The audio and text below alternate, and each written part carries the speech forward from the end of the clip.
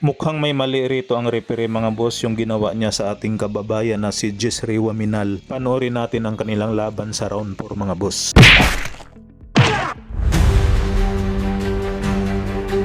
Ito na mga boss, pambato natin na si Jessry Waminal mula sa Mindanao. Kalaban niya rito yung itong Japanese na si anong pangalan nito? Toshihiro Suzuki. So dito mahirap tamaan itong Hapon mga boss dahil palaging nakakover.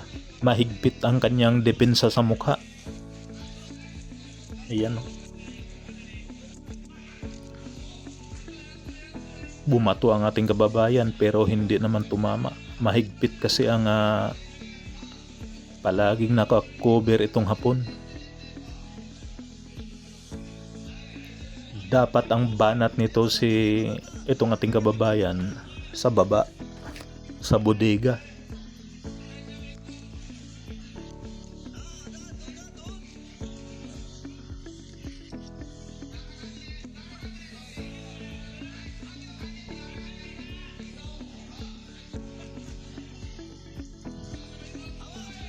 Boom.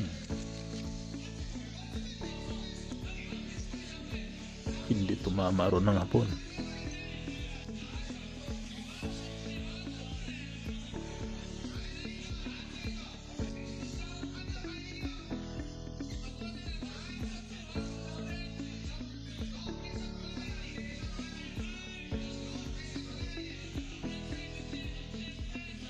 Talagang tumatiming itong Hapon mga boss. Hindi tumama ron ng kanan ng ating kababayan.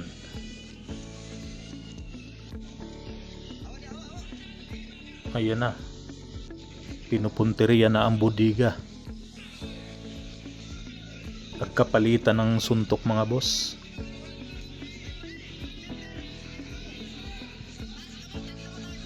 Yung Hapon naman ang nasa lubid. So hindi natin nakikita rito dahil natakpan eh.